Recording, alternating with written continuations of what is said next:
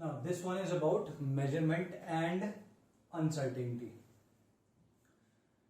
हमने मैटर को डिफाइन किया, मैटर की कुछ प्रॉपर्टीज हैं उनके बारे में जाना, फिर जब प्रॉपर्टीज के बारे में जाना तो फिर ये समझ में आया कि भाई उनको मेजर भी किया जाना चाहिए। ठीक है, अब मेजरमेंट होगा तो उसके लिए यूनिट्स, एक सेकेंड पंखा थोड़ा तेज कर देते हैं। ठीक है, मेजरमेंट होगा तो उसके लिए यूनिट्स की भी जरूरत होगी। ये बात भी हमें समझ में आएगी कि भाई यूनिट्स का क्या महत्व है, क्या इंपॉर्टेंस है। अच्छा, अब क्योंकि मेजर हो रही है तो कौन सी क्वांटिटीज, कौन सी प्रॉपर्टीज मेजर हो रही है जो कि क्वांटिटेटिव इन नेचर थी, है ना, जो कि हम किसी एक नंबर के फॉर्म में एक्सप्रेस कर सकते थे। That means measurement when it involves unit it also involves numbers. ठीक है, तो नंबर इन्वॉल्व होंगे तो कोई इन प्रॉपर्टीज को मेजर भी करना होगा, तो जो भी वो वैल्यू आएगी उसको लिखना, उसको मेजर करने में क्या एरर आ सकते हैं उसके बारे में हम यहां पे बात करेंगे। ठीक है जी, आर वी क्लियर? तो उसमें जो सबसे पहला कॉन्सेप्ट आता है उसको कहते हैं हम साइंटिफिक नोटेशन।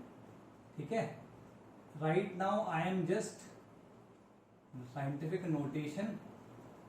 ठीक है जी, ये तुम्हारा ब्रश अप करना है भाई तुमको अभी, हालांकि काफी सारे बच्चों को ये पता भी होगा। ठीक है, साइंटिफिक नोटेशन, इसकी जरूरत क्यों पड़ती है पहले देखो, फिर साइंटिफिक नोटेशन क्या है वो देखते हैं। जैसे एक नंबर होता है, मैं लिख रहा हूं इस नंबर को,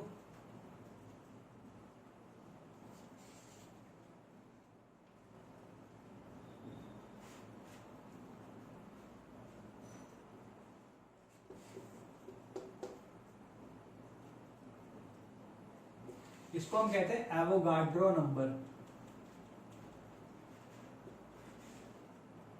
ठीक है जी, एवोगाड्रो नंबर। ये एवोगाड्रो नंबर जो है वो तुम्हारा, तुम देख सकते हो कितना बड़ा नंबर है। ठीक है, थाउजेंड्स में हो गया, मिलियंस, बिलियंस, ट्रिलियंस, क्वाड्रिलियंस, पेंटिलियंस, सेक्सिलियंस या हेक्सिलियंस, एंड ये सेप्टिलियंस में है। ये बहुत बड़ा नंबर है। हर वक्त तुम इसको लिखोगे पेपर पे तो कितनी प्रॉब्लम होगी इसको लिखने में। ठीक, या फिर एक ऐसा नंबर भी है,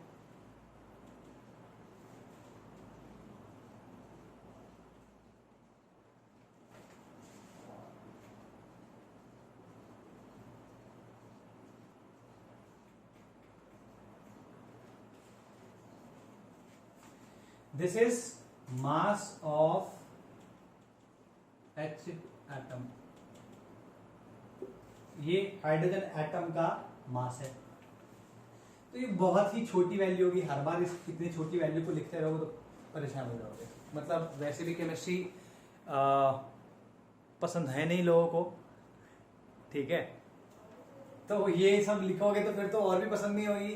नहीं, तो इसको पार पाने के लिए, इसको इजी करने के लिए एक नोटेशन यूज होती है जिसको हम साइंटिफिक नोटेशन कहते हैं, which is like any number which is expressed in this form, any number which is expressed in this form, this form is called the scientific notation of that number. ठीक है, any number when it is expressed in this form, this form is called its a scientific notation. इसकी बात कर लेते हैं। अच्छा, पहले इनकी बात कर लेते हैं। n क्या होता है यहाँ पे इसको एग्जैक्ट नंबर कहते हैं। एग्जैक्ट नंबर है या क्या है, सॉरी, इसको कहते हैं डिजिट टर्म, इसको कहते हैं डिजिट टर्म। ठीक है, और जो ये होता है दिस इज कॉल्ड एक्सपोनेंट। ठीक है, तो जैसे 100 है एग्जाम्पल के तौर पे, 100 को मैं कैसे लिख सकता हूं, 10 का स्क्वायर, तो इसको कैसे लिख सकते हैं, 1 इंटू 10 का स्क्वायर। 60,000 को कैसे लिख सकता हूं मैं, या 63,000 को कैसे लिख सकता हूं मैं लिख सकता हूं इसको 6, देखो कितने, 1 2 3 और 4, तो एक मतलब डेसिमल पॉइंट यहां होगा, 1 2 3 4, तो एक 6.3 3 इंटू 10⁻⁴। मैं ऐसे लिख सकता हूँ इसको, साइंटिफिक नोटेशन है। क्लियर होगी बात? तो साइंटिफिक नोटेशन इस तरीके से लिखा जा सकता है, इसको मैं इस तरीके से एक्सप्रेस कर सकता हूँ। तो सेम वे, चलो पहले इसको नोट यहाँ पे लिख देता हूँ इन दोनों का भी मैं, फिर इसको नोट डाउन करो, ठीक है। अगर मैं इसको लिखना चाहूंगा तो लिखूंगा 6.022 इंटू 10⁻23 और ये होगा 1.66 इंटू 10⁻⁻24 ग्राम्स। ग्राम लिखो यार, ग्राम्स में आदत नहीं है, ठीक है। तो साइंटिफिक नोटेशन समझ में आ गया होगा। इसको जल्दी से लिखो, फिर मल्टीप्लिकेशन, डिवीजन, सब्ट्रैक्शन, एडिशन देखेंगे जल्दी से।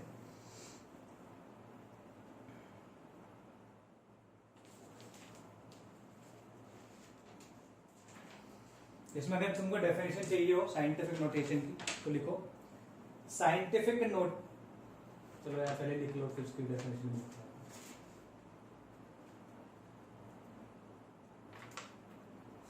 जगह छोड़ देना।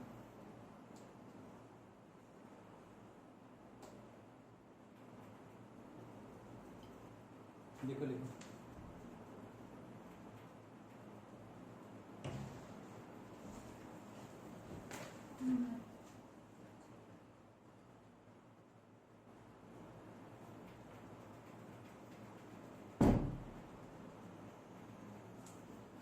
ठीक है, लिख लिया होगा। अभी साइंटिफिक नोटेशन की डेफिनेशन लिख लो। Scientific notation is exponential notation, is an exponential notation in which any number can be represented in the form n into 10⁻⁻. Scientific notation is an exponential notation in which any number can be expressed in the form n into 10⁻n, ठीक है, n into 10⁻n small n। Clear होगी भाई बात? ये तुम्हारा scientific notation होगी। अच्छा, और अब इसके एडिशन और सब्ट्रैक्शन की बात कर लेते हैं। एडिशन सब्ट्रैक्शन से पहले मल्टीप्लिकेशन की बात करते हैं, जैसे मिटा रहा हूं भाई मैं, ठीक है, मल्टीप्लिकेशन और डिवीजन की।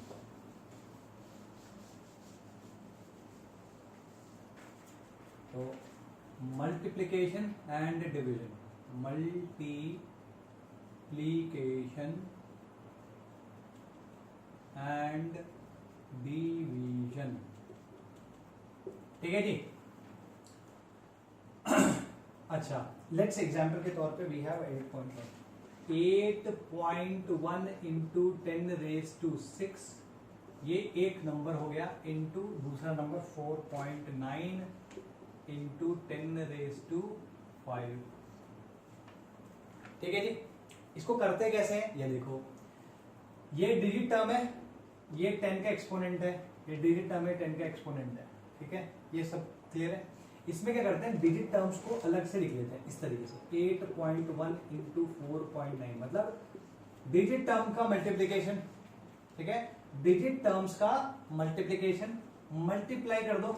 अच्छा, याद होगा तुम्हें कि अगर a⁻x है और उसको मैं इंटू कर दूं a⁻y से, तो ये क्या आता है a⁻x + y, ये सबको याद होगा। नहीं याद है तो भाई आज के बाद भूलना नहीं इस बात को, ठीक। तो इसी तरीके से 10⁻6 है और उसको मैं मल्टीप्लाई किससे कर रहा हूं, 10⁻5 से, that means 10⁻6+,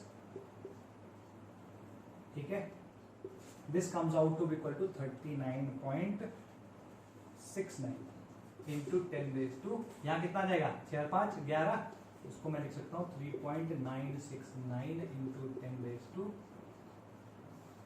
are we clear? ठीक है, इसको जल्दी से नोट डाउन करो। समझ में आया? इसमें क्या करना है, दोबारा बता रहा हूं, मल्टीप्लीकेशन, जो डिजिट टर्म है उनको अलग से मल्टीप्लाई कर लो और जो 10⁻⁻ एक्सपोनेंट है उनको ऐड कर दो, ठीक, ये आ गया। क्योंकि यहां पे हमने डेसिमल को एक इधर इसको यहां शिफ्ट किया है, तो 10 इसकी पावर जो है 1 से बढ़ गई, तो 11 की जगह क्या हो गई, 12, ठीक है। ऐसे इसी एग्जाम्पल को, ये शायद अब तक लिख लिया होगा तुमने, इसी एग्जाम्पल को अगर मैं ऐसे कर दूं, let's say I do this, दोनों माइनस कर दिए मैंने, ठीक है।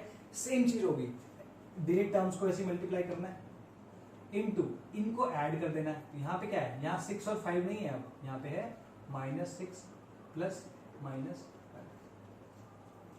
तो ये है, ठीक है। अब क्योंकि मैं इसको इधर से यहां शिफ्ट करूंगा तो 1 से बढ़ना चाहिए, तो -11 में +1 किया तो कितना आएगा यहाँ पे माइनस।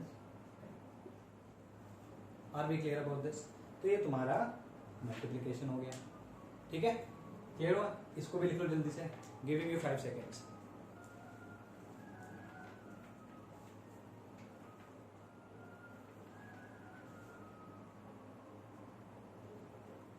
ठीक है।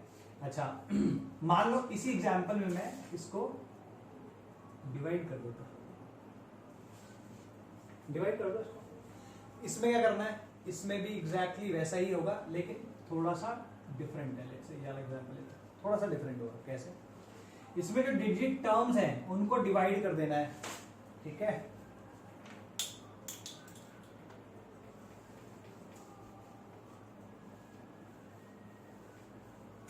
इसमें डिजिट टर्म्स को डिवाइड करता है, इसको डिवाइड करना है इससे, तो क्या आएगा 8.1/4.9। सबसे पहले तो ये आ जाएगा। अब यहां पे क्या है 10⁻⁶ है, तो जब भी कभी मैं कहता हूं a⁻x/a⁻y, तो यहाँ पे क्या आता था ये a⁻x-y। ये याद होगा सबको, नहीं याद तो भाई आज फिर से याद रख लेना, भूलना नहीं। अब इसको क्या जाएगा 6 - 5 दिस इक्वल्स टू 8.1 कितना रहे 1.653 into 10⁻1 या 10 kilo, this will be answer. Clear होगी बात? ठीक है, ये तुम्हारा मल्टीप्लिकेशन और डिवीजन आ गया। इसको नोट डाउन करो। अब आगे बात करते हैं हम एडिशन और सब्ट्रैक्शन की। एडिशन एंड सब्ट्रैक्शन, ठीक है जी। एडिशन और सब्ट्रैक्शन, अब मिटा दो उसको, ठीक। एडिशन सब्ट्रैक्शन में एग्जांपल देखते हैं। Do we have an example? चलो ये एग्जांपल ले लेते हैं, ठीक है। लेट मी से लेट से कि 8.1 into 10⁻6 को मैंने प्लस कर दिया 4.9 into 10⁵ से। मान लो मैंने ऐसा कुछ करना है, तब क्या करोगे? तो सबसे पहले क्या करना है तुमको, जो एक्सपोनेंट्स है या एक्सपोनेंट वाला टर्म है, जो 10⁻⁻, एक्सपोनेंट 10⁻n, उस वाली टर्म को सेम लेके आना है, ठीक है। तुम्हें इस एक्सपोनेंट को दोनों तरफ सेम करना पड़ेगा। तो दो चॉइसेस है, या तो दोनों को 6 कर सकते हैं या दोनों को 5 कर सकते हैं। लेट से हम 5 कर रहे हैं दोनों को, तो 5 करने का मतलब क्या हुआ, इसको हम 10 से मल्टीप्लाई कर देंगे, उसको 10⁻5 कर देंगे, तो क्या आएगा 8.1 into 10 into 10⁵। ये कितना आ जाएगा 81 into 10⁵, ये आ जाएगा। इसको क्या है, ये तो सेम है ही, तो इसको ऐसे कैसे लिख दो। अब क्योंकि एक्सपोनेंट सेम आ गए तो इनको हम कॉमन ले सकते हैं। क्या जाएगा 81 plus 4.9 into 10⁵। Are we clear? ठीक है, कितना आएगा 85.9 into 10⁵। ये क्या आ जाएगा 8.59 into 10⁶। Are we clear about this? ठीक है। मान लो मैंने इसको 5 की जगह, इस एक्सपोनेंट को 5 की जगह 6 कर दिया होता, तो यहाँ पे क्या करते हैं हम, इसको इधर शिफ्ट करना पड़ता, इसकी पावर बढ़ाने के लिए इसको इधर शिफ्ट करेंगे। तो इंस्टेड ऑफ ये सेम रहता है ऐसे ही, इसको क्या कर देते हैं हम 0.49 into 10⁶। ये ऐसे आ जाता है, ठीक है।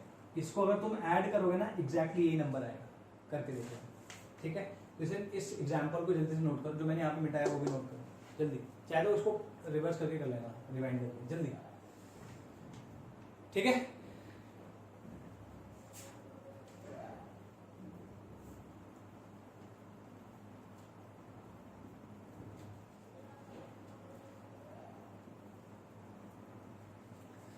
Got it. नाउ अगर यही चीज मैंने सब्ट्रैक्शन में करी थी, मतलब मैंने 8.1 से मैंने इसको माइनस किया होता, तो कुछ नहीं करना था, सेम चीज है, पहला स्टेप दोनों में सेम रहेगा भाई, एक्सपोनेंट सेम लेके आना है, एक्सपोनेंट को सेम लेकर आना है।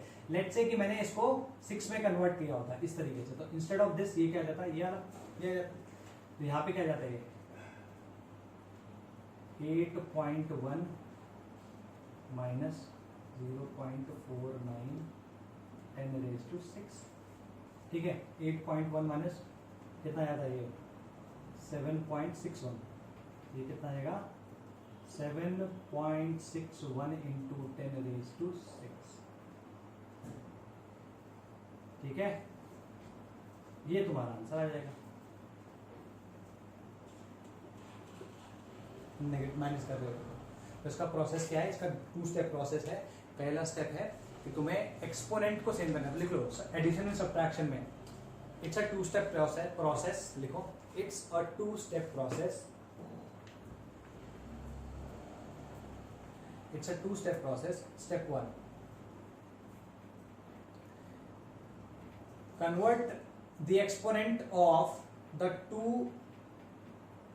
convert the exponent of all the numbers in scientific notation. Convert the exponent of all the numbers in scientific notation to same number, ठीक है, सबको सेम नंबर में कन्वर्ट करना है, पहला चीज होगी। नाउ सेकेंड स्टेप 2 लिखो, step 2, then add or subtract the digit terms, add or subtract the digit terms as the case may be। ये डिजिट टर्म्स है, एक बार एक्सपोनेंट सेम करने के बाद जो डिजिट टर्म्स आ रही हैं उनको या तो ऐड या सब्ट्रैक्ट करोगे, जो भी तुम जैसे भी तुमको करने को कहा गया है, ठीक है। Are we clear about this, this is scientific notation, ठीक। इसके बाद आगे देखेंगे, ठीक है। Next is precision versus accuracy, ठीक है। हम वैल्यूज मेजर करेंगे, है ना, किसी भी प्रॉपर्टी की, किसी भी क्वांटिटी की आपने वैल्यू मेजर करी, ठीक, तो वो वैल्यू जो उसकी exact actual value, true value जिसको कहते हैं, वो उसके इक्वल आए ही आए, ये जरूरी नहीं है, ठीक। जैसे वो 5 फीट, वो जो मैंने कल एग्जांपल लिया था कि जो बड़ा भाई है वो 5 फीट टॉल है ना, तो मान लो मैंने मेजर किया तो हो सकता है 5 फीट आ जाए किसी और ने मेजर किया हो सकता है 4 फीट 11 इंचेस 11.5 इंचेस आ जाए, किसी और ने मेजर किया तो 5 फीट हाफ इंचेस करके आ जाए। तो जरूरी नहीं है कि हमेशा एग्जैक्ट वैल्यू ही आए मेजरमेंट की, ठीक है। तो ये जो मेजरमेंट्स होते हैं इनको हम ऑब्जर्वेशंस कहते हैं, तो जरूरी नहीं है कि उन ऑब्जर्वेशंस की वैल्यू हमेशा सेम ही आए या जो ट्रू वैल्यू है उसके इक्वल ही आए, गॉट इट। तो वहां पर हमें ये प्रिसिजन और एक्यूरेसी के 2 फंडे समझने जरूरी हैं, वो वहां पे ही आते हैं और उनके बारे में थोड़ी सी बात करते हैं। जैसे प्रिसिजन क्या होता है, आपने किसी भी प्रॉपर्टी की कुछ ऑब्जर्वेशंस लिए, कुछ मेजरमेंट्स किए, है ना, एक से ज्यादा मेजरमेंट्स किए, तो उन डिफरेंट वैल्यू, हर एक ऑब्जर्वेशन की कुछ ना कुछ वैल्यू आएगी, जरूरी नहीं है कि वो सेम ही आए, जरूरी नहीं है कि वो सबके सब सेम ही आए, अलग अलग भी आ सकती है ना। अलग अलग आएगी तो कितनी क्लोज है, the closeness of it, closeness of these observations refers to precision. तो क्या बोला इसमें, it refers to the closeness of various measurements और observations of the same quantity. एक ही क्वांटिटी के जो डिफरेंट हमने ऑब्जर्वेशंस लिए हैं उनकी वैल्यूज में कितनी क्लोजनेस है, जितनी ज्यादा क्लोजनेस होगी हम कहेंगे ये वैल्यूज उतनी ही ज्यादा प्रिसाइज हैं। आर वी क्लियर, ठीक है। इसके लिए दोनों के लिए एग्जांपल लेंगे अभी। एक्यूरेसी की बात कर लेते हैं, ठीक है। एक्यूरेसी क्या है, एक मैंने क्या कहा कि उसकी ट्रू वैल्यू है, जैसे उस बड़े भाई की जो हाइट थी वो 5 फीट है, हमको पता है। अब मैंने जब मेजर किया, ठीक है, और बाकियों ने मेजर किया, तो हर एक मेजरमेंट, जैसे मैंने जो मेजर किया मेरी एग्जैक्टली 5 आ गया, तो मेरा और जो ट्रू वैल्यू है, मेरा ऑब्जर्वेशन और ट्रू वैल्यू वो दोनों क्लोज हैं, उनके बीच का difference almost almost equal to 0 है, तो मैं कहूंगा मेरा जो सोल्यूशन है वो एक्यूरेट है, या सॉरी मेरा ऑब्जर्वेशन है जो वो एक्यूरेट है। जिसने मेजर किया और उसकी 4 फीट 11.5 इंचेस आई, तो उसकी ऑब्जर्वेशन और ट्रू वैल्यू में डिफरेंस है कुछ, तो मैं कहूंगा कि उसका ऑब्जर्वेशन लेस एक्यूरेट है। क्लियर हुई ये बात? ठीक है, तुम इसको नोट डाउन करो, मैं फिर एक एग्जांपल देता हूं जिससे दोनों के दोनों ये क्लियर हो जाएंगे। ठीक है, I give you 20 seconds.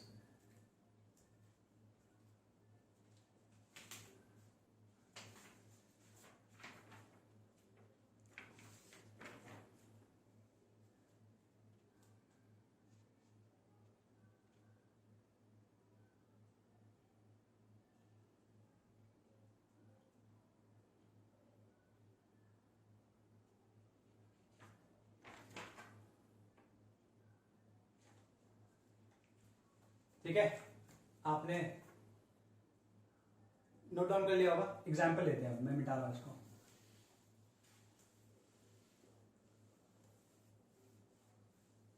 Let's say हम एक एक्सपेरिमेंट कर रहे हैं। हम क्या मतलब 3 अलग अलग students, student A, student B and student C. ठीक है, मास मेजर किया, मास ऑफ सैंपल। ठीक है, मास ऑफ सैंपल एक्चुअली में 2 ग्राम है, एग्जैक्टली 2 ग्राम। तो ये क्या हो गई इसकी ट्रू वैल्यू।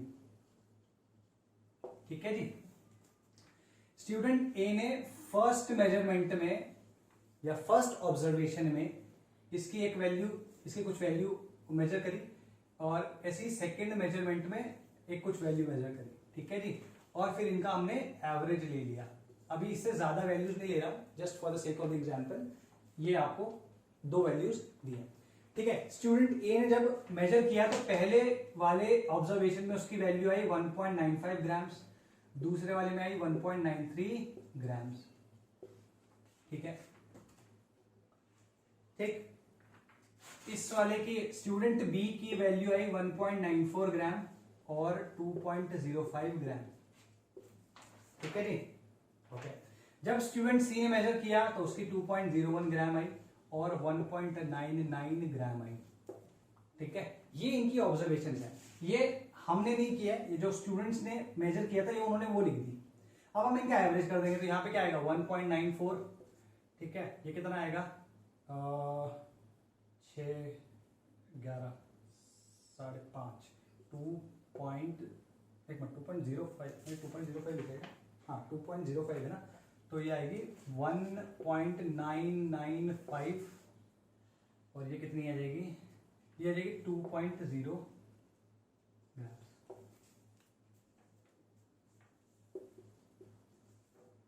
ठीक है, ये तुम्हारा एक एक्सपेरिमेंट 3 बच्चों ने अलग अलग किया इसी मास को मेजर करने का। एक ने इतना बताया, एक ने इतना बताया, एक ने 2 ऑब्जर्वेशन लिए, उसका एवरेज ही आ गया। ठीक है, अब प्रिसिशन और एक्यूरेसी के टर्म्स में इसको समझते हैं। देखो सबसे पहले हमने क्या बोला था, प्रिसिशन क्या होता है, जो मेजर्ड वैल्यूज है, जो ऑब्जर्वेशंस है, उनके बीच में क्लोजनेस कितनी है। इसके और उसके बीच में क्लोजनेस है, हाँ काफी क्लोज है, तो काफी प्रिसाइज हुआ है, प्रिसाइज। इसके इसके बीच में देखो क्या ये क्लोज है, ये काफी दूर है। ठीक है, तो नॉट प्रिसाइज कह सकते हो भाई, इसके कंपैरिजन में तो कम प्रिसिशन है इसका, तो मैं नॉट प्रिसाइज कह रहा हूं, या लेस प्रिसाइज कह लेते, चलो लेस प्रिसाइज। इसमें देखो ये भी क्लोज है, तो हम कह सकते हैं ये प्रिसाइज है, या मोर प्रिसाइज है, कैसे भी कह सकते हो। क्लियर हुई ये बात? तो closeness of these values talks about या रिफर्स टू प्रिसिशन। नाउ इनमें से या इनके एवरेज किसी को भी देख लो, इनमें देखो कि इनकी किसी भी ऑब्जर्वेशन या एवरेज की जो वैल्यू है वो ट्रू वैल्यू से कितना डिफर कर रही है। जैसे अगर मैं सिर्फ एवरेज की बात करूं तो ये ट्रू वैल्यू से, ठीक है, ये ट्रू वैल्यू से नहीं, एवरेज की बात चलो ठीक है, एवरेज की नहीं, ऑब्जर्वेशन की बात कर लेते हैं। इसकी बात करते हो, इसकी इससे जो क्लोजनेस है ज्यादा नहीं है, तो ये नॉट एक्यूरेट, मैं NA करके लिख रहा हूं, नॉट एक्यूरेट। अगर तुम इसकी बात करो, इसको इससे कंपेयर करो, तो ये भी not accurate. Are we clear? अच्छा, अब हम इसकी बात करते हैं। Is this accurate? No, not accurate. Is this accurate? Not accurate, क्योंकि इनकी वैल्यूज जो है वो ट्रू वैल्यू से बहुत दूर है, ठीक है, compare to let's say this. इसकी कितनी है? जस्ट 0.1 है, तो हम ये कह सकते हैं दिस इज एक्यूरेट। हम इसको भी कह सकते हैं दैट दिस इज एक्यूरेट। तो अगर तुम ध्यान से देखो तो पहले वाले ऑब्जर्वेशन में values are precise but not accurate. पहले वाले ऑब्जर्वेशन स्टूडेंट ए के बारे में देखो, स्टूडेंट ए के दोनों जो ऑब्जर्वेशन है they are precise but they are not accurate. इस वाले में नाइदर प्रिसाइज, सॉरी बी वाले में नाइदर प्रिसाइज नॉर एक्यूरेट, और जो सी वाला है ये प्रिसाइज भी है और एक्यूरेट भी है, ठीक है। तो ये तुम्हारा प्रिसिशन वर्सेस एक्यूरेसी हो गया। प्रिसिशन क्या होता है और एक्यूरेसी क्या होता है। ओके, चलो ऑलराइट, ठीक। कल इसके आगे का पार्ट जो सिग्निफिकेंट नंबर्स है we will discuss that. Okay, so before I discuss this next topic, significant figures, एक चीज मुझे बोलनी है।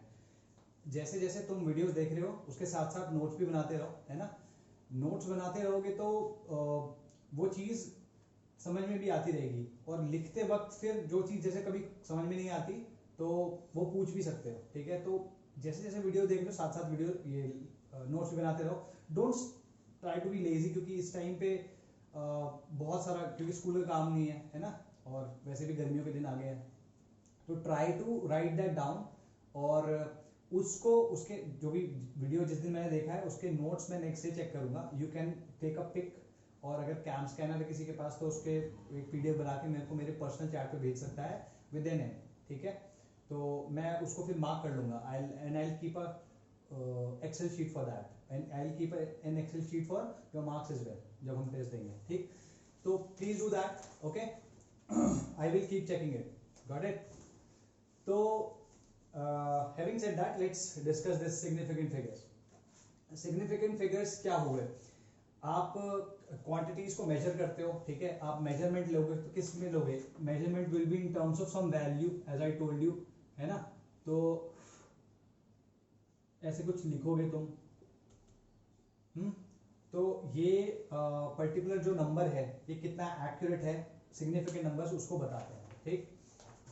किस तरीके से? पहले तो डेफिनेशन लिख लो, साथ साथ डेफिनेशन लिख लेते हो इसकी। Significant figures of measurement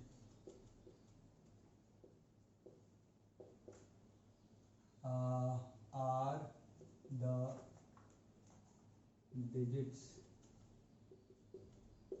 that are the number of digits that add to the accuracy of that measurement,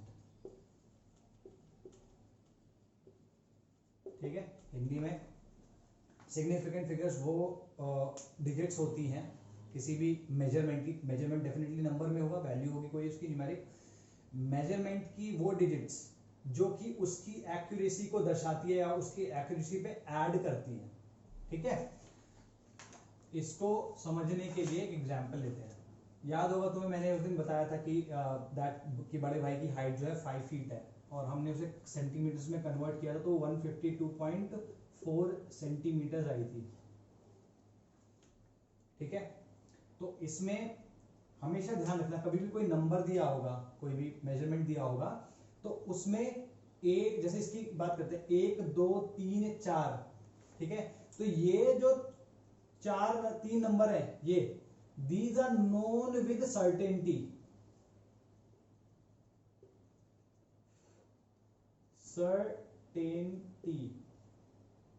ठीक है। these are known with certainty. This one is uncertain. अगर अनसर्टेनिटी आएगी तो इस नंबर पे आएगी। क्लियर होगी भाई बात। लेकिन ध्यान रखना है, ये अगर मैं इसके मेजरमेंट की बात करूं तो measurement will B this completely. ठीक है, मेजरमेंट पूरा का पूरा 4 डिजिट को कंटेन करते हुए है। इसमें सर्टेनिटी के साथ में ये 3 डिजिट्स हम जानते हैं, और अनसर्टेनिटी है तो किसमें, 4th डिजिट में। Got it. इसको समझते हैं कैसे। लेट्स से कि एक सेंटीमीटर या मीटर स्केल था जिसमें 152 सेंटीमीटर यहां पे है और 153rd सेंटीमीटर यहां पे है। तो लेट्स से इसमें 10 डिविजन्स होंगे, 1 2 3 4 5, थोड़ा छोटा बड़ा हो गया, 6 7 8 9, इस तरीके से कुछ होगा।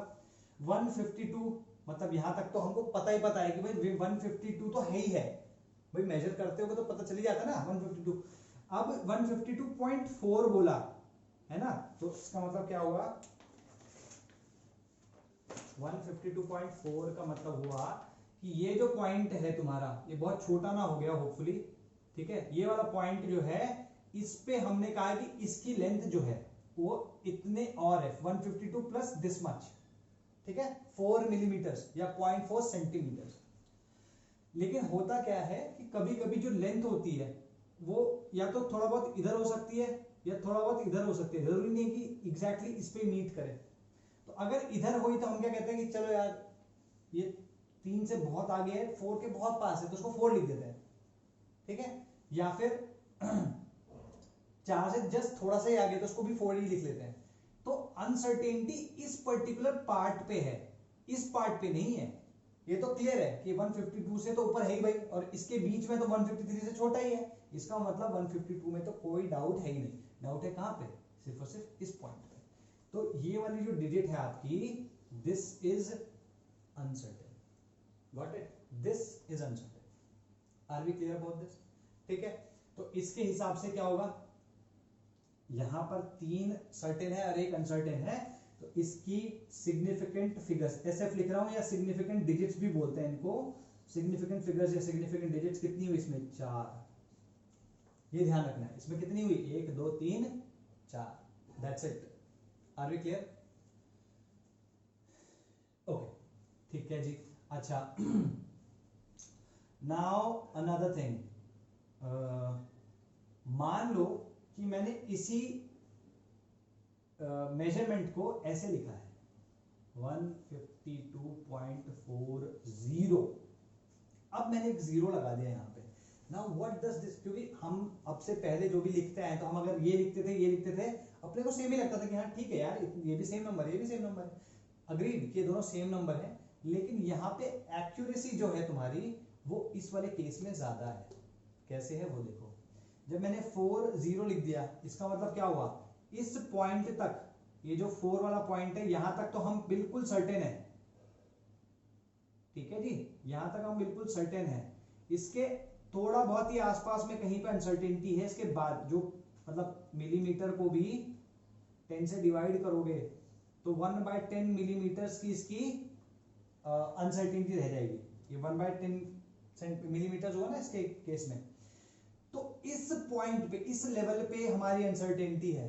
तो पहले 1 मिलीमीटर के अबाउट अनसर्टेनिटी थी, लेकिन अब 1/10 1/10.1 मिलीमीटर के अबाउट अनसर्टेनिटी है। तो कौन सा ज्यादा प्रिसाइज, सॉरी कौन सा ज्यादा एक्यूरेट हुआ, this one. Are we clear about this? इसमें और इसमें ये ज्यादा एक्यूरेट हुआ। अब गेस करो कि इसमें कितने सिग्निफिकेंट नंबर्स हैं या सिग्निफिकेंट फिगर्स है। ये वाला, ये वाला, ये वाला, ये वाला, ये तो पता ही था, लेकिन ये वाला भी है, क्योंकि ये 4 जो हैं इसमें, these are certain and this is uncertain. Are we clear? Simple, ठीक है। तो इसको नोट डाउन कर लो। चलो, तो इसको मिटाता हूं मैं। इसके फिर रूल्स देखते हैं जरा, ठीक है। तो I hope this is clear. Okay, ठीक है, मैं इसे मिटा रहा हूं, इसके बाद रूल्स देखते हैं। Rules determining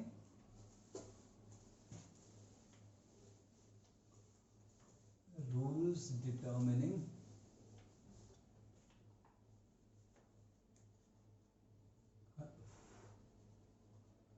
rules for determining significant figures. पहला rule, all non-zero numbers are, या digits, non-zero digits कहना चाहिए, नंबर नहीं, non-zero digits are significant figures. ठीक है ना, आर सिग्निफिकेंट कहना चाहिए, not significant figures, are significant. ठीक है, तो all non zero digits are significant.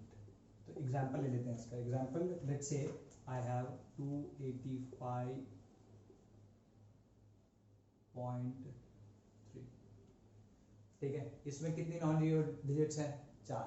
ठीक है, 1 2 3 4. तो इसमें सिग्निफिकेंट कितने हो गए? Significant figures 4.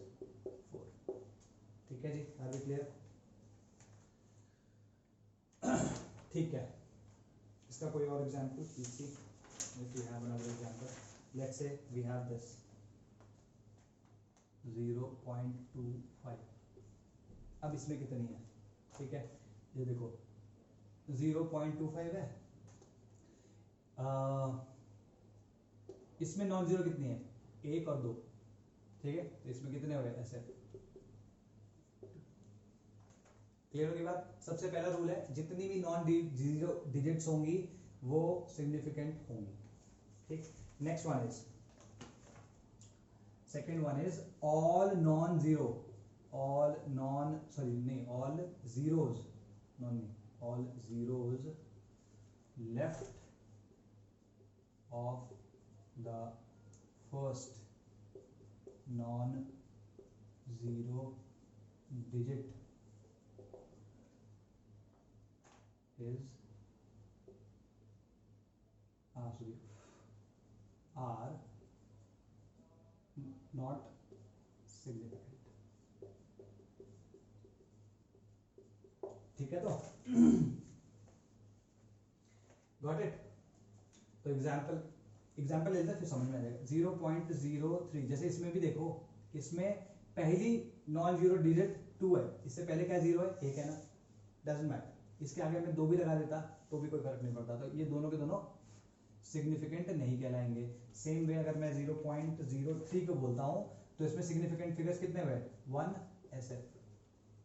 इनफैक्ट अगर मैं 0.0052 को बोलता हूं तो इसमें कितने हुए? हाँ भाई, इसमें कितने हुए? इसमें ये पहली नॉन जीरो डिजिट्स हैं, टोटल नॉन जीरो डिजिट 2 हैं, और ये वाला भी 0 ही है अगर किसी को शक हो तो. 1 2 3, ये तीनों जीरो इससे पहले लेफ्ट है, लेफ्ट ऑफ दिस, तो इसके 2. ठीक है जी, क्लियर है? देख लो एक मिनट से. ठीक है, अब थर्ड रूल देखते हैं भाई. मैं इसे अभी जल्दी जल्दी मिटा रहा हूं. You have all the luxury to take a look at it, rewind it, है ना, और फिर अपने नोट्स बनाओ. जितना समय दोगे इसको उतना अच्छा रहेगा तुम्हारे लिए, है ना. क्या बोला था मैंने?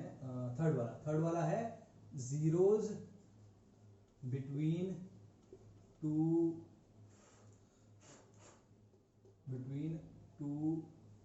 Non zero digits are significant. Are we clear? ठीक है, example, let's say we have this 2.005. Yes. अच्छा, अभी इसमें ध्यान से देखो, इसके लेफ्ट में कोई जीरो है? नहीं. इसके बाद भी कोई जीरो नहीं है. ओके, नॉन जीरो कितनी है? ये दोनों. तो पहले रूल के हिसाब से तो ये दोनों तो है ही है. ठीक है. अच्छा, सेकंड रूल था कि लेफ्ट में कोई नहीं होनी चाहिए, अगर होगा भी तो भी उसको सिग्निफिकेंट नहीं कहा जाएगा, तो लेफ्ट में तो है ही नहीं. जो तीसरा रूल है वो कह रहा है कि ये जो दोनों नॉन जीरो के बीच में है ये भी सिग्निफिकेंट है. तो इसमें 4 ऐसे. ठीक है जी, इसमें अभी मेरे पास ये एग्जांपल है. आई थिंक इससे क्लियर हो जाएगा, बहुत ज़्यादा डिफिकल्ट नहीं है. ठीक है, समझ में आ गया होगा. ये इंटेलिजेंट बच्चे हो यार, रुड़की के बच्चे हो तुम.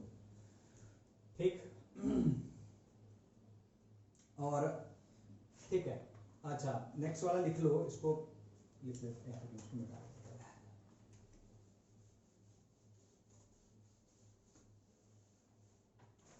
Next one is zeros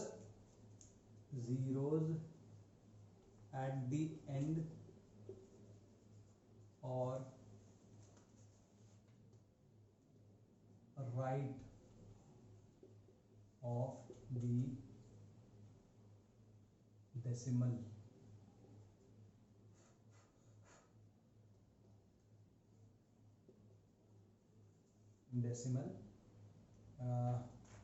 zero at the end right of the decimal are significant.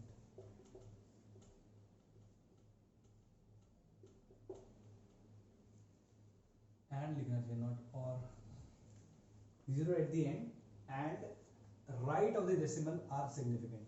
ठीक है, इसका एग्जांपल लेते हैं। Let's say I have this 20050, let's say I have this. ठीक है, अब इसमें ये एग्जांपल काफी अच्छा है, ध्यान दो। पहला तो क्या था कि नॉन जीरो डिजिट्स होंगी सिग्निफिकेंट, ये तो हमारा क्लियर है। सेकंड उसने बोला लेफ्ट में, फर्स्ट नॉन जीरो डिजिट के लेफ्ट में जो भी डिजिट होगी, जो भी जीरो होगा वो नॉन सिग्निफिकेंट है, तो ये सिग्निफिकेंट नहीं है। उसने बोला फिर थर्ड में कि दो के बीच में जो है वो सिग्निफिकेंट है, तो ये भी सिग्निफिकेंट आ गया। अब यहां पे जो बोल रहा है वो कह रहा है कि डेसिमल के राइट में या तो एंड में और डेसिमल के राइट में जो जीरो है वो सिग्निफिकेंट है। तो यहां पे एसएफ क्या हो गया, क्लियर है? ठीक है, इसमें और एग्जांपल ले लेते हैं। ठीक, अगर मान लो zero at the end end right of the decimal, नहीं और लिखना चाहिए इसको, क्योंकि इसमें एग्जांपल हम ये लेंगे। ये क्लियर हुआ? इसको लेते हैं, जैसे ये एग्जांपल है। अब बताओ इसमें क्या है। इस वाले में एक तो नॉन जीरो है, ये तो है ही है। अच्छा, हमने इससे पहले वाले जीरो के लिए देखा, इसके और किसी दूसरे नॉन जीरो डिजिट के बीच में जो जीरो होंगे उसके लिए देखा, लेकिन क्योंकि ये दोनों के दोनों जो जीरो हैं, है ना, ये इसके बाद है। ठीक, तो यहां पे क्या था, जीरो एट द राइट, लेकिन डेसिमल से पहले होने चाहिए, लेकिन क्योंकि यहां पे डेसिमल है ही नहीं, तो यहां पे एसएफ क्या होगा, सिर्फ और सिर्फ 1। ठीक है, तो यहां पे एसएफ 1 होगा। एक बार मैं इसको देख लेता हूं, जीरो एट द एंड, ठीक है, एंड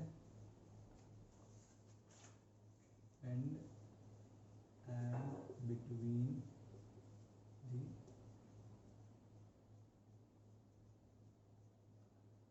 and before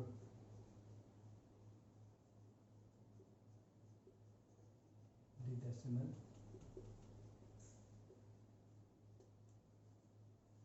ठीक है, डेसिमल से पहले। अब तुम कहोगे सर यहाँ पे तो डेसिमल है ना, इसके बाद तो मतलब पॉइंट डेसिमल तो यहाँ पे है ही, लेकिन यहाँ मेंशन्ड नहीं है। मेंशन्ड अगर मैं ऐसे करता हूं, अगर मैं ऐसे मेंशन करूंगा तब मैं कहूंगा कि यहाँ पे थ्री सिग्निफिकेंट फिगर्स है। क्लियर है? तो इसमें इन दोनों में डिफरेंस समझ में आ गया तुम लोगों को? यहाँ पे क्या था, मैंने बोला बिफोर द डेसिमल, लेकिन डेसिमल प्रेजेंट होना जरूरी है भाई। यहाँ पे अंडरस्टूड है कि यहाँ पे डेसिमल होगा, लेकिन क्योंकि मेंशन्ड नहीं है तो we won't count these two as significant figures, but in this case we definitely will. और अगर मैं इसी को इस तरीके से लिख देता हूं तो ये डेफिनेटली सेम नहीं है, इसकी एक्यूरेसी ज्यादा है। इसमें इसके बाद राइट ऑफ द डेसिमल, ये वाला, ये भी सिग्निफिकेंट होगा। तो यहां पे कितने हो गए, 4 सिग्निफिकेंट फिगर्स, है ना? सिंपल है। ठीक है, अगर नहीं शायद लगा हो कि डाउट हो रहा है, तो पहली चीज तो ये देखो कि अगर डेसिमल के राइट में जो जीरो है, चाहे वो दोनों के बीच में हो या ना हो, बट डेसिमल के राइट में वो तो सिग्निफिकेंट नंबर फिगर में काउंट होगा ही होगा। लेकिन अगर इसके लेफ्ट में है ना, मतलब डेसिमल के लेफ्ट में और किसी नॉन जीरो डिजिट के बीच में, जैसे यहाँ पे देखो डेसिमल और नॉन जीरो डिजिट के बीच में, ये दोनों के दोनों भी, या इससे 2 हो 3 हो 4 हो जितने भी हो, वो सारे जीरोस भी सिग्निफिकेंट फिगर्स में काउंट होंगे। इस केस में नहीं होगा, इस केस में डेसिमल नहीं है। Are we clear about this? These are just rules, so don't think too much about them कि भाई ये ऐसा क्यों है ना, सूरज पूरब से क्यों निकलता है, हम खड़े होते हैं तो नीचे क्यों गिरते हैं, मतलब छत से कूदते हैं तो नीचे क्यों गिरते हैं, है ना, उड़ क्यों नहीं जाते। तो I mean, these are some questions which right now we don't have an answer to. At least we don't have the time to discuss these things, है ना। तो कुछ चीजें अभी assume करके चलनी पड़ेगी, क्योंकि these are rules. Got it? Okay. अच्छा,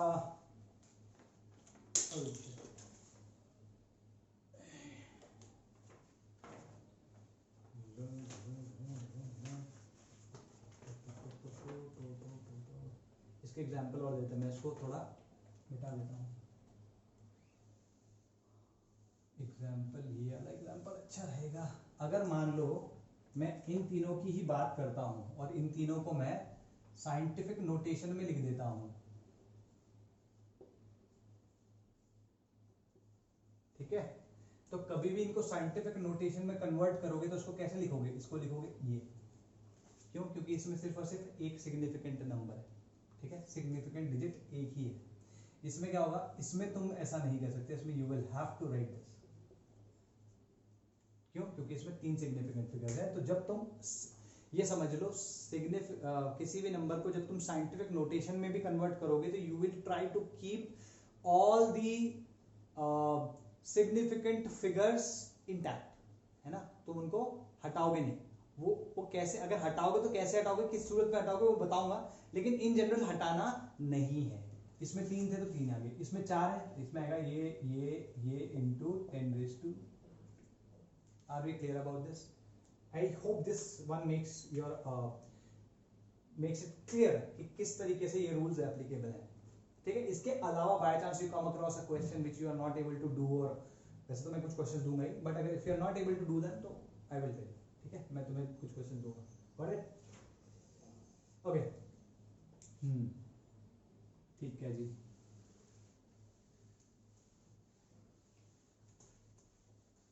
एक रूल और लिखो,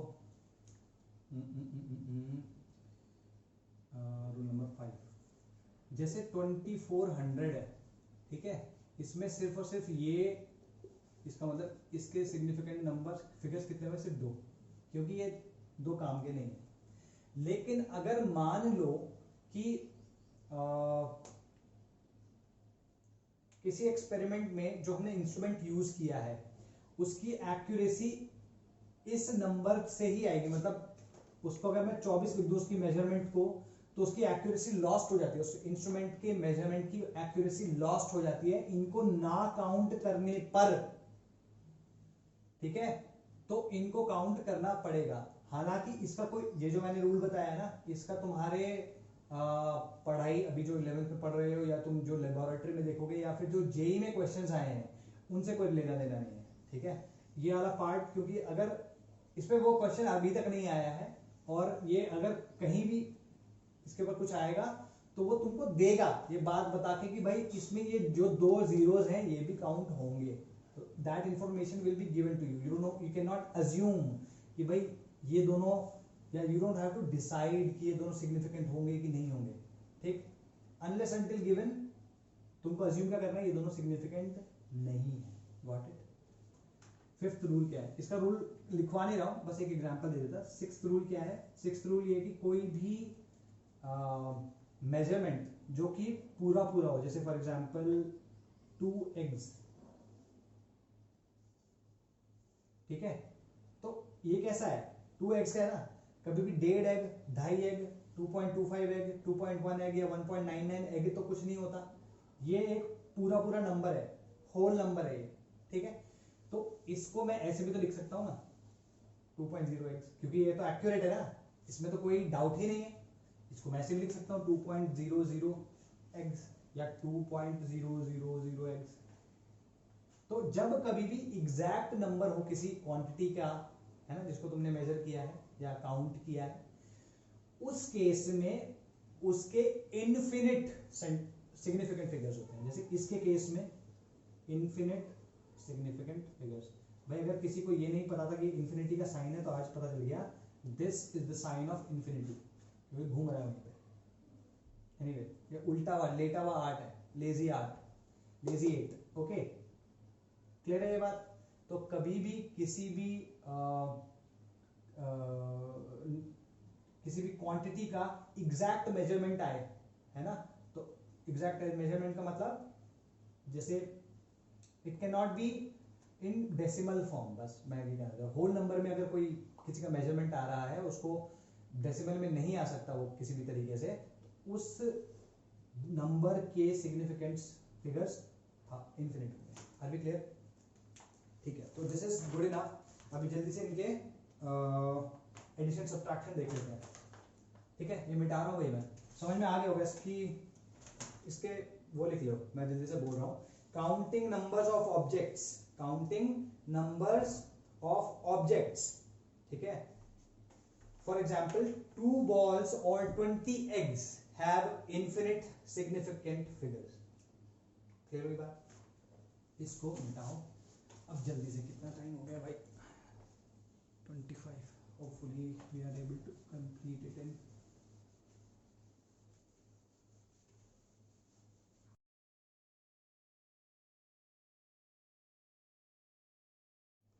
ठीक है, अभी देखते हैं addition and subtraction. Addition and subtraction.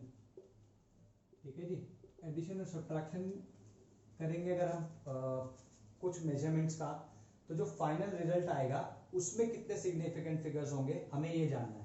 तो एग्जांपल ले लेते हैं। Let's take an example of 12.11, 12.11, 18.0 और क्या है 1.012। कूल। इसको अगर हम ऐड करेंगे तो क्या आएगा? 2 2 1 1 एंड 3 ये आ रहा है। ठीक है, अच्छा इसमें अगर सिग्निफिकेंट फिगर बताऊं तो कितने होंगे? 1 2 3 4, क्योंकि सारे के सारे नॉन जीरो तो 4 आ गए भाई। इसमें देखो, इसमें 2 तो है ही है, क्या ये है? हाँ भाई, डेसिमल के राइट में है तो ये भी है। यहाँ पे 1 2 3 तो है ही है, लेकिन ये है क्या? हाँ ये नॉन जीरो के बीच में है तो ये भी है भाई। Are we clear? अच्छा, और ठीक है, तो वो जो रूल कहता है वो कहता है कि कोई से भी नंबर जिनको हम ऐड कर रहे हैं उनके डेसिमल के राइट में, उनके डेसिमल के राइट में जितने भी सिग्निफिकेंट फिगर्स हैं, ठीक है, उनमें से जो लीस्ट सिग्निफिकेंट फिगर है उतने ही फाइनल में होंगे। ठीक है, उतने ही फाइनल में होंगे। जैसे कि देखो, इसमें सिग्निफिकेंट फिगर आफ्टर डेसिमल कितने हैं? 2। इसमें कितने हैं? 1। इसमें कितने हैं? 3। तो डेसिमल के बाद लीस्ट किसमें है? इस वाले में, दैट इज 1। तो इसमें डेसिमल के बाद सिर्फ और सिर्फ 1 हो सकता है, बाकी नहीं। Are we clear about this? दोबारा इसको मैं वैसे बता भी दूंगा, डिक्टेट कर दूंगा तुमको। ये 3 तुम्हारे सिग्निफिकेंट फिगर्स हो गए, तो फाइनल आंसर क्या आएगा? 31.1। क्यों? क्योंकि डेसिमल के बाद एक ही सिग्निफिकेंट फिगर हो सकता है, बिकॉज ओरिजिनल नंबर्स में जिनको हमने ऐड किया उसमें least number of significant figures after the decimal are is 1। ठीक है, least number of significant figures after the decimal is 1। ठीक है, ये क्लियर हुआ? अब इसकी पहले डेफिनेशन लिखो और फिर इसको नोट डाउन करना। लिखो भाई, the result can not have more digits, cannot have more digits to the right, more digits to the right of the decimal point, more digits to the right of the decimal point than either of the original numbers, than either of the original numbers। ये समझ में आया? इसको note down करो जल्दी से। ठीक है, फिर मल्टीप्लिकेशन एंड डिवीजन करते हैं। इसको नोट डाउन करो, मैं मल्टीप्लिकेशन डिवीजन वाला पार्ट लिख रहा हूं।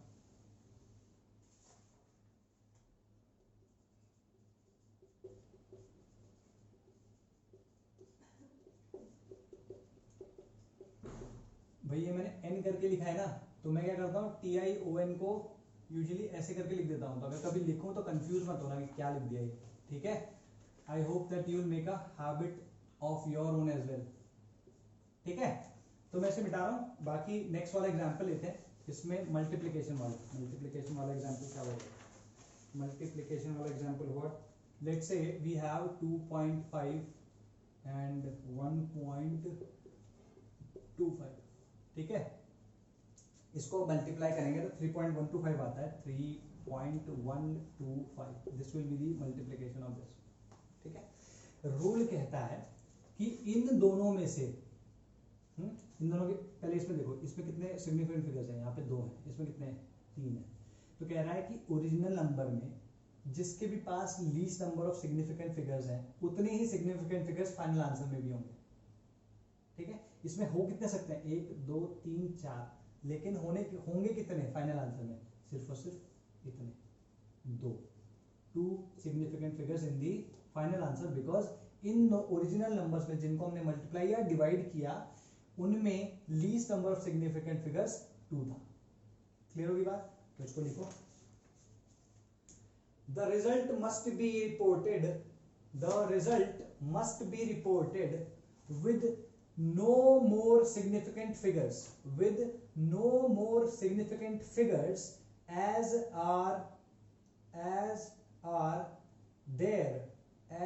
are there in the measurement with the fewest significant figures, as are there in the measurement with the fewest significant figures, ठीक है, गॉट इट। तो ये तुम्हारा सिग्निफिकेंट फिगर्स के को होते क्या है, उनके रूल्स और उनके addition, multiplication, subtraction and division के रूल्स हो गए, ठीक है जी। अच्छा, मैंने तुम्हें एक चीज बोली थी कि कभी भी तुम लिखोगे नंबर को तो जितने उसके सिग्निफिकेंट फिगर्स हैं हमेशा उतने मेंशन करने चाहिए हैं तुमको, लेकिन अब मैं बता रहा हूं कि कौन से ऐसे केसेस हैं जहां पे तुम ये यू कैन अवॉइड दिस। जैसे मान लो मैं बोलता हूं कि वही जो 5 फुट लंबा लड़का था उस, या बड़ा भाई जिसके हाइट 5 फीट थी, उसकी हाइट कितनी है, 152.4, ठीक है। अगर मान लो किसी तरीके से मैं इसको ऐसे लिख के प्रेजेंट करूं, 4 2 3 5 1, do these really add to the accuracy, मतलब मेरे लिए बहुत ज्यादा सिग्निफिकेंट नहीं रह जाएगा ये। अगर मैं कोई बहुत ही सेंसिटिव सा एक्सपेरिमेंट कर रहा हूं तब ठीक है ये सब आएगा, लेकिन अगर ये जनरल यूज में हम इतनी एक्यूरेसी के साथ, तो दीज आर नॉट यूजफुल, तो मैं इनको डिस्कार्ड कर सकता हूं। In that case I can discard these, ठीक। तो डिस्कार्ड करने के भी रूल्स होते हैं। इसको डिस्कार्ड करने का रूल का मतलब क्या हुआ, ये चारों को जब तुम हटाओगे तो इस नंबर में कुछ चेंज आएगा या नहीं, इस नंबर पे कुछ चेंज आएगा या नहीं वो देखना है, उसको हम कहते हैं राउंडिंग ऑफ। इस पर्टिकुलर चीज को हम कहते हैं राउंडिंग ऑफ, है ना। किसी के सीजीपीए 6.9 आता है तो क्या कहता है, मेरा सीजीपीए 7 है ना, तो वो राउंड ऑफ कर दिया वेरी क्लेवरली, ठीक। तो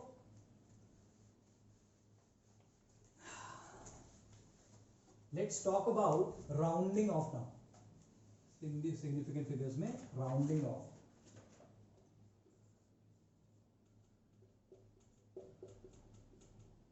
राउंडिंग ऑफ, ठीक है जी। राउंडिंग ऑफ के लिए एग्जांपल लेते हैं, लेट्स से वी हैव 1.386, ठीक है। इसमें 3 रूल होते हैं, फर्स्ट, सेकंड एंड थर्ड, ठीक है। पहला रूल होता है, जैसे मान लो लेट्स से वो हमें, देखो ये फर्स्ट प्लेस ऑफ डेसिमल है, ये सेकंड प्लेस ऑफ डेसिमल है, ये थर्ड प्लेस ऑफ डेसिमल है। मान लो हम पे क्वेश्चन आता है, वो कहता है कि इस नंबर को सेकंड प्लेस ऑफ डेसिमल तक राउंड ऑफ करके दो। इस नंबर को second place, this is first place, this second place and this is third place of decimal. वो कह रहा है हमें सेकंड प्लेस ऑफ डेसिमल तक राउंड ऑफ करके दो। तो इसका मतलब क्या है, हमें यहां तक तो देना है, यहां तक लिख के देना है। अब इसका क्या फर्क पड़ेगा इस पे, वो हमें देखना है। तो पहला रूल कहता है जो लास्ट डिजिट है, जिस नंबर को राउंड ऑफ करना है उससे पहले की जो डिजिट है, लास्ट डिजिट जो है, इसके आगे भी 2 3 4 कुछ भी हो सकता है, डजंट मैटर, लेकिन जो लास्ट डिजिट है जिस डेसिमल प्लेस तक हमें राउंड ऑफ करके देना है, उससे पहले वाली लास्ट डिजिट जो है अगर वो ग्रेटर देन 5 है तो क्या करना है, इस नंबर को इंक्रीज बाय 1। ये शायद पहले भी पढ़ा ही होगा, बहुत कोई नया तरीका नहीं या नया कोई कॉन्सेप्ट नहीं दे रहा हूं, सिंपल चीज है, just revising these things. Increase by 1 simple है। सेकंड है कि अगर ये नंबर, ये वाला नंबर है ना, जहां तक हमें राउंड ऑफ करना है उससे जस्ट पहले वाला नंबर जो है वो 5 से छोटा है। जैसे एग्जांपल के तौर पे यही चीज को अगर मैं ऐसे लिखूं, फॉर एग्जांपल लेट्स से मुझे यहां तक राउंड ऑफ करना है, इससे जस्ट पहले वाला नंबर क्या है 4, तो ये 5 से छोटा है, we will leave as it is. ठीक है जी। तो अगर लेस देन 5 हो तो उसको वैसे ही छोड़ देना है। तो यहां पे क्या था, यहां पे हम राउंड ऑफ करके इसको 1.39 लिखेंगे, यहां पे राउंड ऑफ करके हम इसको 1.38 ही रहने देंगे। ठीक है। मान लो ये ऐसा ना होता, ठीक है, क्वेश्चन भी बन सकता है वैसे इसमें कि 1.3864 ऐसा कुछ है, या इस वाले में बनाते हैं क्वेश्चन, रुक जाओ। 4 और 6 वो कह रहा है सेकेंड प्लेस ऑफ डेसिमल तक हमें राउंड ऑफ करके दो, तो तुम क्या करोगे, लेट्स से एक सेकंड रुक जाओ, हाँ चलो 5 ही रख लेते हैं। तुम क्या करोगे, तुम कहोगे यार 6 भी तो है, ये तो 5 से बड़ा है। नहीं, उसने हमें इस प्लेस तक बोला है, इस प्लेस तक, तो इससे पहले वाला सिर्फ ये है, 6 नहीं है। इससे पहले 9 भी होता ना तो भी कोई फर्क नहीं पड़ेगा। 4 कौन सा है, जस्ट इससे पहले वाला, which is less than 5, so we will leave it as it is. Got it? ठीक है, क्लियर होगी बात? इंपॉर्टेंट है, इसको याद रखना जरूरी है क्योंकि ये भूल जाने वाली चीज है, छोटी छोटी चीजें होती है ना, भूल जाता है आदमी। ठीक है, मैं मिटा रहा हूं इसको मिटा रहा हूं। अब लास्ट वाला आता है जिसमें अगर मान लो वो जो लास्ट वाली डिजिट है, राउंड ऑफ कर, जहां जिस प्लेस तक राउंड ऑफ करना है उससे जस्ट पहले वाली जो डिजिट है वो इक्वल टू 5 है, तो इसमें दो छोटे छोटे रूल्स आ जाते हैं कि वो जो डिजिट है वो इवन है या फिर ऑड है। एग्जाम्पल ले लेते हैं इसका, इवन नंबर, लेट्स से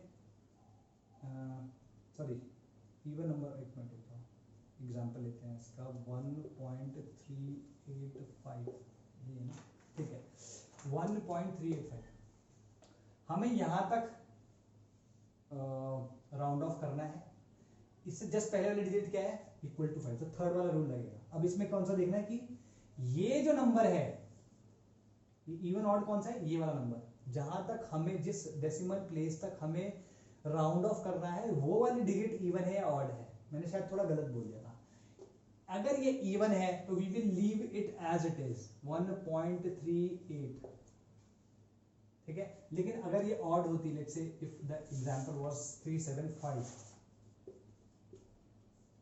1.3, क्योंकि यहां तक हमें करना है ना, और ये 5 है तो ये वाला रूल लगेगा, और इसमें ये वाला नंबर ऑड है, तो ऑड में क्या करते हैं, इसको इंक्रीज कर देते हैं 1 से।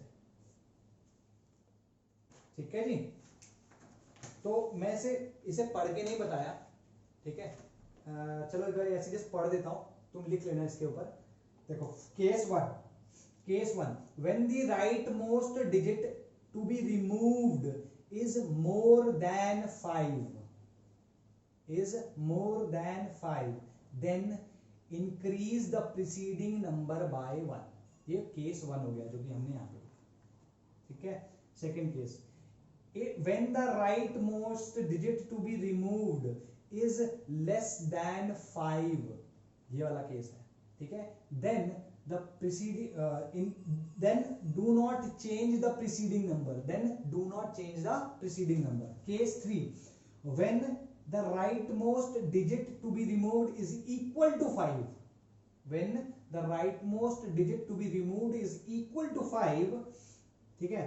First case, when the preceding number is even, if the preceding number is even then it is not changed।